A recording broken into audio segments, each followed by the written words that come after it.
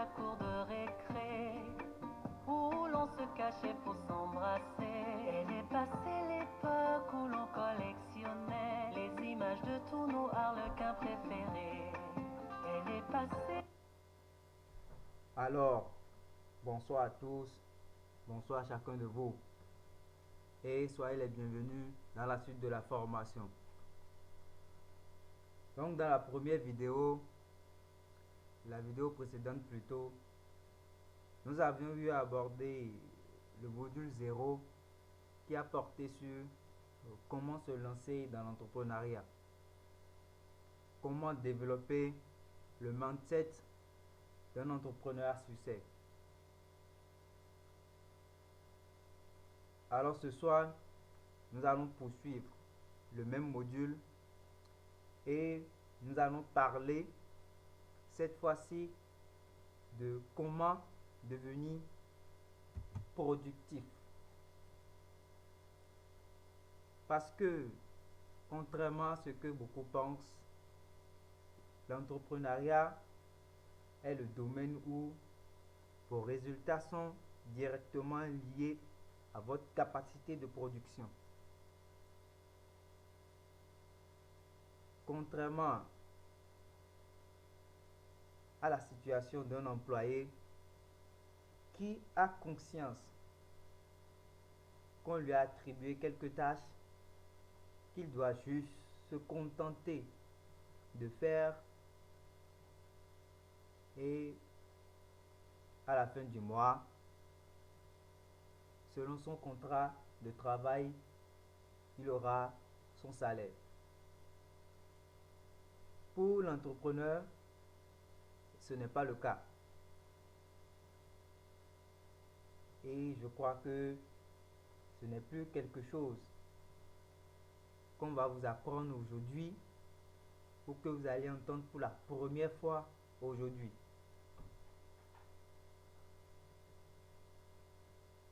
Donc,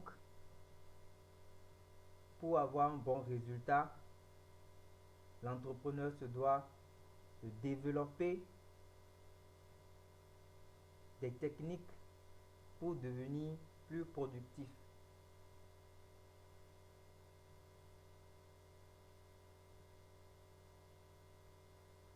En tant qu'entrepreneur,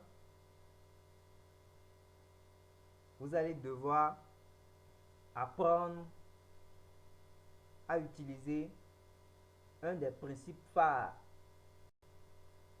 qui est le principe de Pareto. Ce principe-là dit quoi? Selon son principe, vous devez faire de sorte que 20% de votre travail puisse vous générer 80% du résultat.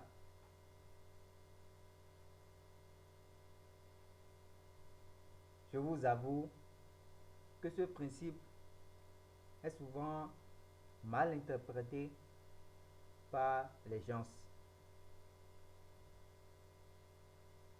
Selon le principe de Pareto, qui dit que 20% de nos actions doivent nous procurer 80% du résultat, moi je peux vous dire que ce n'est pas un principe que vous allez appliquer et vouloir avoir ces 80% de résultats à court terme. Plutôt, ce principe est valable lorsque vous établissez une stratégie sur le long terme. Je vous donne un exemple terre à terre.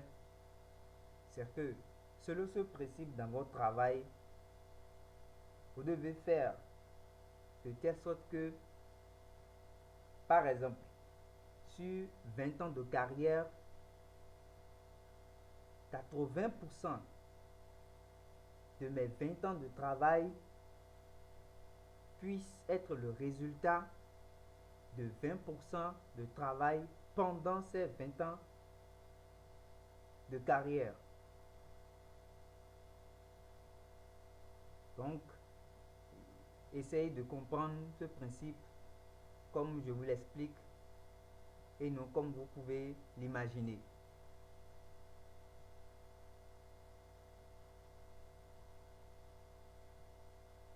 Donc,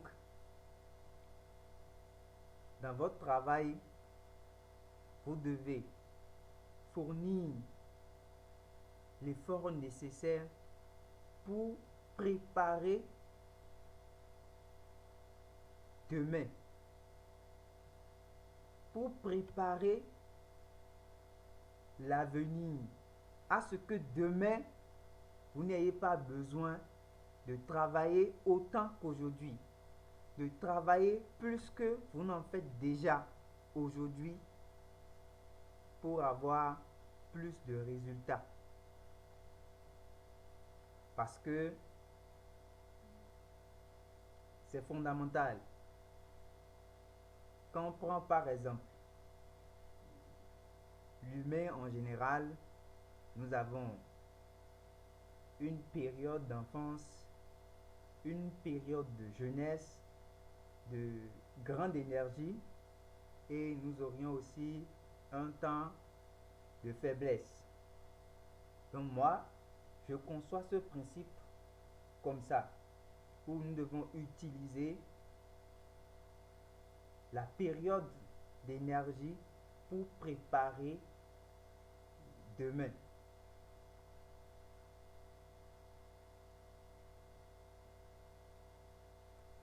Et pour arriver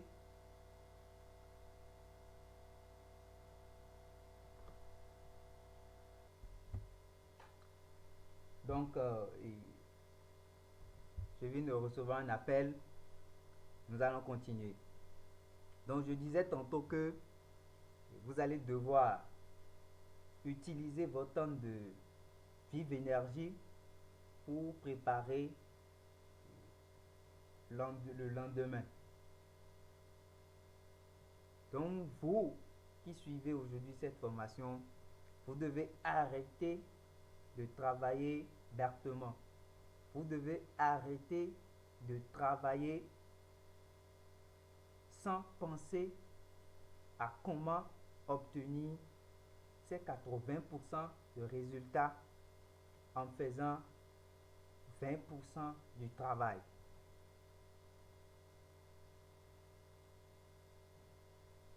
Pour arriver à cela, vous devez apprendre à bien utiliser votre énergie mentale. Oui, bien utiliser votre énergie mentale. Parce que de la même façon où l'énergie physique dont nous disposons chaque jour est limitée, parce que nous ne pouvons pas nous mettre à faire autant d'activités physiques que nous voulons dans une journée. En enchaînant plusieurs activités physiques, le corps va finir par être épuisé, et que nous le voulons ou pas, nous allons devoir céder à sa demande de se reposer pour récupérer. C'est de la même manière que l'énergie mentale dont dispose chaque être humain pendant un jour est limitée. Et vous devez apprendre à bien utiliser votre énergie mentale.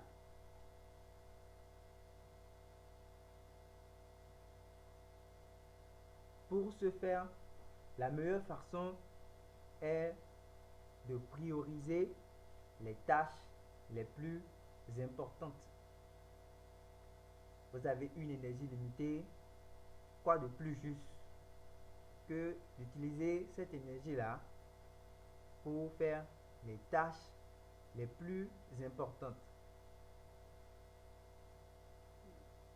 Un petit exemple, quand vous regardez les personnes, on prend par exemple, pour exemple, les élèves, les apprenants qui ont un examen à préparer. La majorité de ceux-là à l'approche des examens et concours, passent la majorité de leur temps, du matin jusqu'au soir, à être calqués sur leurs divers cours supposant apprendre. Et ils font cela régulièrement. Alors que, au bout d'un certain temps, vous seriez fatigué, votre cerveau sera fatigué et tout ce que vous allez faire au-delà de ce temps de fatigue ne va pas en réalité vous servir. Donc, vous devez apprendre à prioriser les tâches les plus importantes. Dans votre quotidien, vous devez appliquer la même règle. Je vous donne un exemple de situation et on verra ce qu'il est judicieux de faire. Vous vous levez le matin où les tâches que vous avez à exécuter sont tout d'abord, en tant que trader, vous avez à analyser vos marchés, à essayer de repérer les opportunités. Donc, cherchez à repérer d'abord, s'il n'y en a pas, là on sait. Donc, en premier lieu, vous avez une tâche qui est de consacrer du temps à vos graphiques pour analyser le marché, chercher des opportunités. La deuxième tâche que vous avez dans la journée, c'est d'aller visiter un ami qui est de retour d'un séjour, un séjour qui n'a pas une raison aussi bénéfique pour vous. Je suppose peut-être un séjour de loisirs et vous devez aller le rencontrer pour parler de comment il a vécu son séjour, de tout ce qu'il a eu à faire là-bas. La dernière tâche est que vous devez rencontrer un de vos amis qui vous a parlé d'un projet de business où vous avez promis vous rencontrer pour en discuter plus profondément. Donc, de vous à moi, si vous devez utiliser proprement et bien utiliser votre énergie mentale, vous n'allez pas commencer votre journée par la visite de votre ami qui vient d'un séjour de loisirs pour aller discuter. D'abord, en faisant cela, vous allez revenir voir que en ce qui concerne, par exemple, vos graphiques, votre travail en tant que trader, vous allez revenir et voir peut-être que le marché a présenté de belles opportunités, mais que vous ne pouviez plus rattraper les occasions parce que le marché ne va pas vous attendre, donc les opportunités seront passées.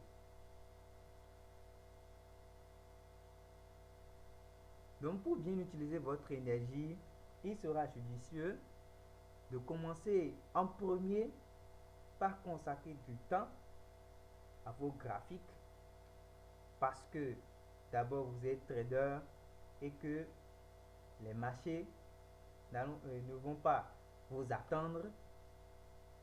Donc la première tâche que vous allez faire sera d'analyser vos marchés, d'essayer de repérer les opportunités, prévoir les différents scénarios qui peuvent se passer durant cette journée-là. En deuxième lieu, vous allez consacrer du temps pour aller retrouver cet ami-là avec lequel vous avez commencé par discuter d'un projet de business parce que ce projet de business-là est une probable occasion pour espérer investir pour faire de l'argent après. Et en dernier lieu, vous allez penser maintenant à retrouver votre ami qui vient de rentrer dans son séjour de loisirs pour discuter. Maintenant, si au terme de cette journée-là, vous n'arrivez pas à joindre votre ami qui vient de revenir de son séjour de loisirs, ce n'est pas compliqué parce que ce n'est pas quelque chose de si important que ça pour vous dont vous ne pourriez pas discuter après. Ça peut attendre et tout ce qui peut attendre ne devait pas être une priorité.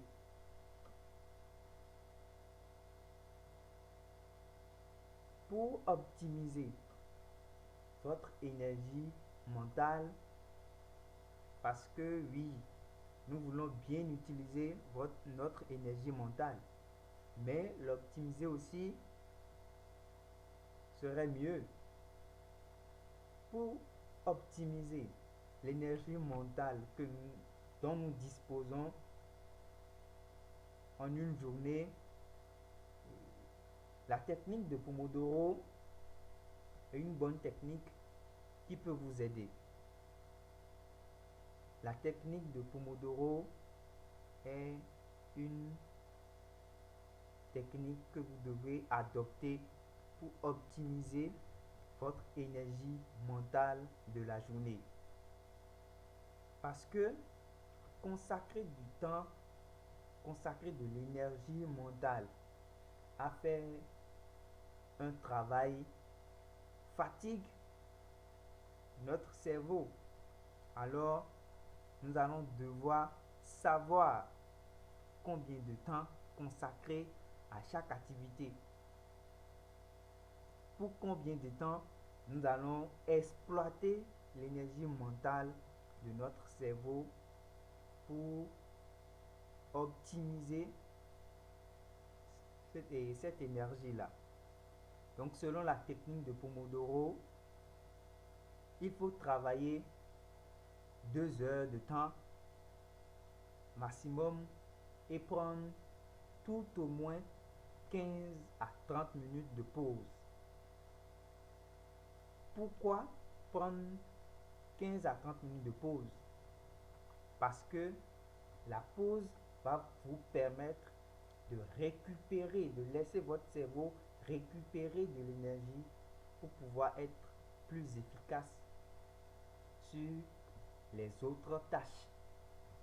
Même si c'est la même tâche, en faisant une pause, vous allez récupérer et travailler encore plus efficacement.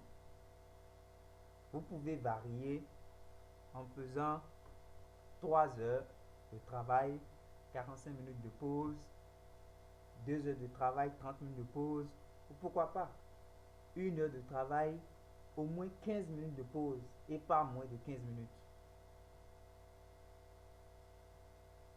Vous pouvez, à vos heures de pause, penser à faire une sieste ou en vous allongeant dans votre canapé et écouter de la musique, ou si ça ne vous plaît pas, restez simplement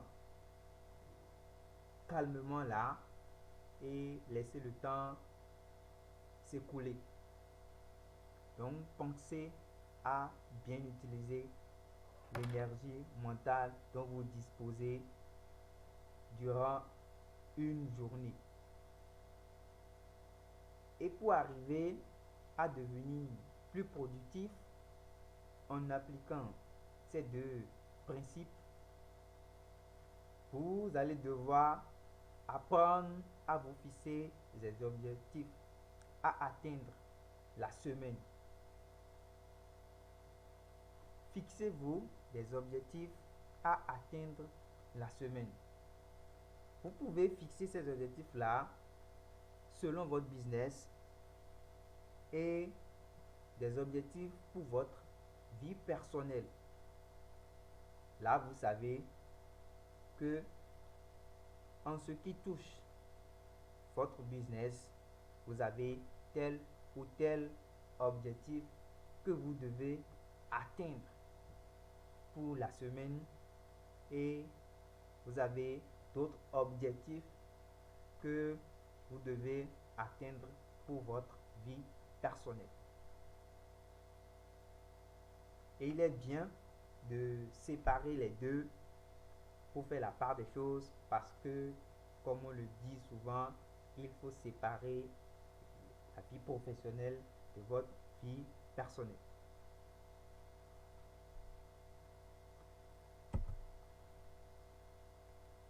Pour devenir plus productif, vous avez à vous fixer des objectifs et en vous fixant des objectifs, les objectifs vont vous amener à avoir une discipline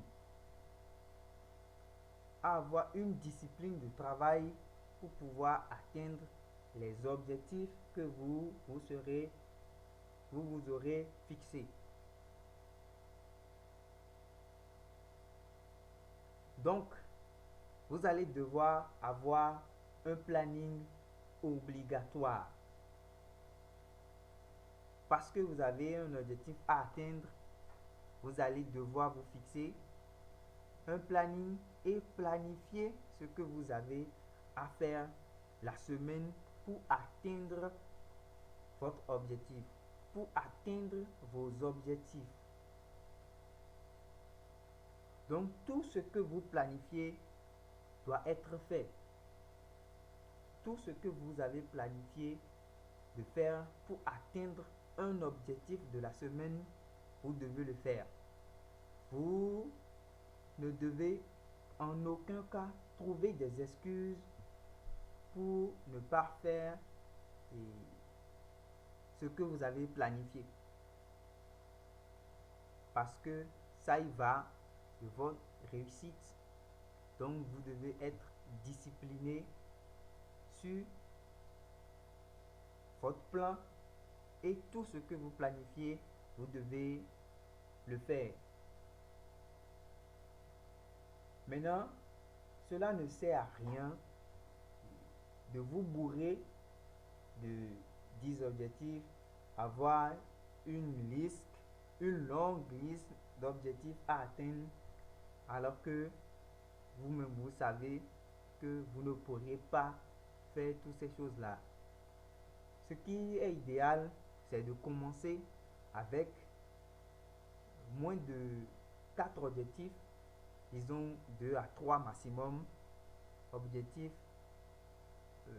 à atteindre la semaine. Vous pourriez même avoir un seul objectif et planifier votre objectif en de petits buts que vous allez atteindre peut-être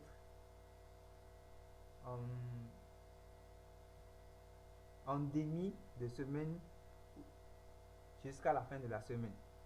Mais je vous exhorte à ne pas vous bourrer d'une longue liste d'objectifs à atteindre parce que déjà en le faisant, vous n'allez pas optimiser votre énergie mentale.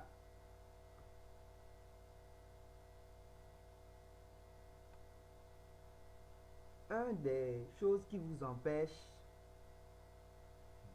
d'atteindre vos objectifs sera vos smartphones.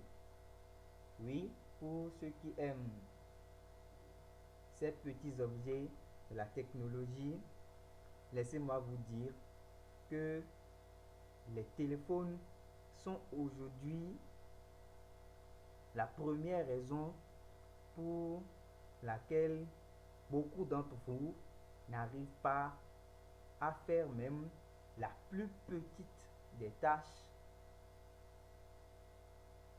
qu'ils se sont confiés à faire pendant une journée. Et parfois, vous finissez la journée où vous vous rendez compte que même la plus petite tâche qui n'allait vous prendre que à peine une quinzaine de minutes ou même moins, vous finissez par ne pas le faire parce que durant la journée,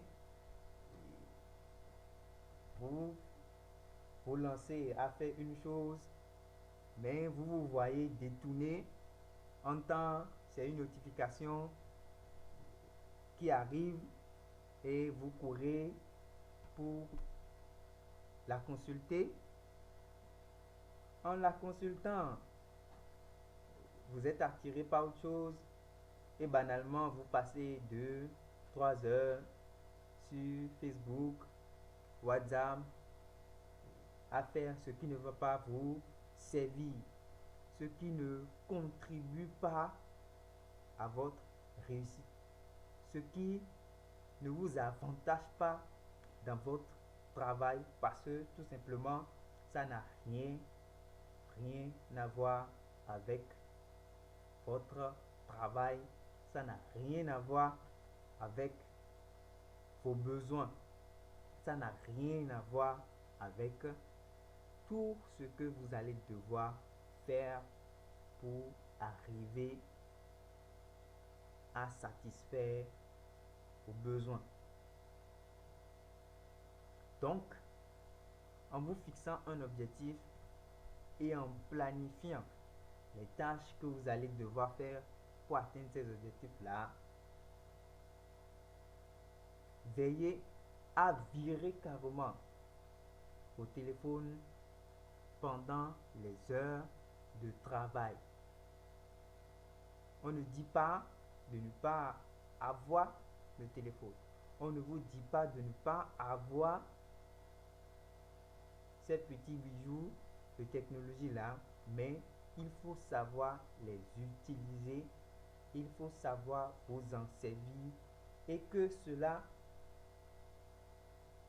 n'empiète pas sur ce que vous devez faire. Donc, mettez-vous en tête que vos smartphones sont vos premiers ennemis pour votre épanouissement, simplement comme ça.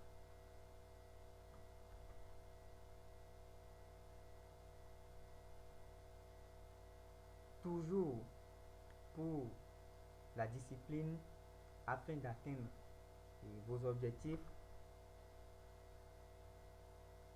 vous devrez apprendre à travailler régulièrement pour créer des habitudes. Parce que tout simplement, notre cerveau aime ça. Notre cerveau apprécie travailler régulièrement. Notre cerveau apprécie avoir des habitudes. Parce que vous-même, si vous allez analyser actuellement ce que vous faites quotidiennement, vous allez voir, vous allez constater que même les mauvaises habitudes, les mauvaises pratiques que vous avez, comme par exemple passer tout votre temps sur les réseaux sans faire quelque chose qui ne va vous servir, vous le faites et pourtant votre cerveau aime ça parce que vous lui avez appris à le faire régulièrement et c'est devenu une habitude. Maintenant, quand vous décidez de vous lancer en tant qu'entrepreneur, vous allez devoir faire de même, mais pour votre travail.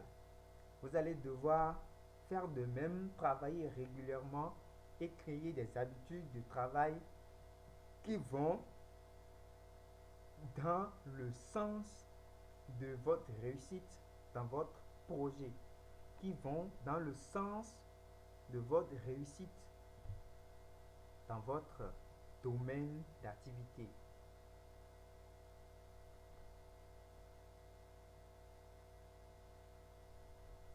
Donc, lorsque vous allez parvenir à créer ces habitudes en travaillant régulièrement, vous allez voir que vous n'aurez plus besoin de faire beaucoup plus d'efforts pour faire plus. Parce que lorsque cela va devenir, lorsque le travail, la planification de votre travail, l'exécution de votre plan de travail pour atteindre les différents objectifs que vous seriez en train de vous fixer chaque semaine, chaque jour, chaque mois, lorsque tout ça va devenir une habitude pour votre cerveau va commencer par vous le réclamer. Lorsque vous ne le faites pas, vous sentez un vide. Lorsque vous ne faites pas, vous sentez un manque profond en vous.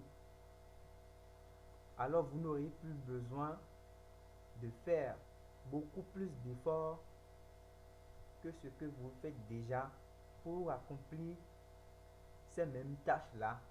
Et en les faisant, vous allez ressentir une satisfaction. Donc, dès aujourd'hui, commencez par combattre vos mauvaises habitudes et travailler régulièrement à les remplacer par de nouvelles habitudes qui militent pour votre réussite en tant qu'entrepreneur.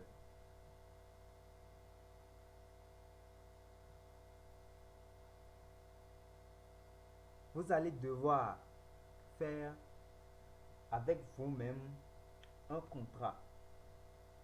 Ce contrat-là, ce n'est pas un contrat que quelqu'un va vous réclamer. Ce n'est pas un contrat que vous allez faire avec nous ou que vous allez faire avec nulle autre personne. Mais la personne avec laquelle vous allez devoir faire ce contrat-là sera vous-même. Et ce contrat sera votre engagement à travailler, à être discipliné dans le travail pour atteindre vos propres objectifs. Et vous devez considérer ce contrat-là comme un prêt bancaire. Et imaginez-vous que vous preniez un prêt à la banque pour faire quelque chose, peut-être construire votre maison ou monter votre business. Si votre business échoue, vous n'allez pas pouvoir rembourser ce prêt et vous allez subir la honte. Et pas seulement la honte. Dites-moi, où est-ce que vous allez rester? Comment allez-vous faire pour supporter d'abord l'échec de votre business et l'harcèlement des banquiers quand vous n'allez pas pouvoir payer vos dus? Ou si c'est un prêt que vous avez fait pour construire votre maison, quand vous n'allez pas arriver à rembourser ce prêt-là, donc cette maison sera confisquée et dans votre zone de résidence, ce sera la honte pour vous. Et dites-moi, où est-ce que vous allez bien pouvoir vivre? Donc ce contrat, c'est comme une arme pour vous et que si ça flanche, vous êtes foutu. Donc, dès aujourd'hui, vous allez devoir faire un contrat avec vous-même et ce contrat va vous obliger à travailler pour réussir dans le domaine que vous vous êtes lancé. Et d'ailleurs, peu importe l'énergie que vous allez fournir, le travail que vous allez faire pour réussir, si vous n'avez pas un contrat avec vous-même qui vous oblige à réussir, vous aurez beaucoup de mal à réussir. Maintenant, il faut savoir que la décision finale vous revient. La décision finale de réussir, de faire tous les efforts qu'il sera nécessaire de faire pour devenir plus productif, pour amener votre business au niveau où vous le désirez. Cette décision finale est votre. Parce que beaucoup d'entre vous, maintenant, en suivant ce module de développement, parce que c'est, je ne vous le cache pas, un module qui parle du développement personnel. Beaucoup d'entre vous, à la fin de ce module, vont se dire, ah oui, maintenant je suis motivé, je vais commencer par planifier ma journée, je vais commencer par planifier ma semaine, je vais me fixer des objectifs à atteindre, je vais faire tout ce qui sera nécessaire de faire, je dois réussir. Et quelques temps plus tard, vous serez démotivé, vous n'allez plus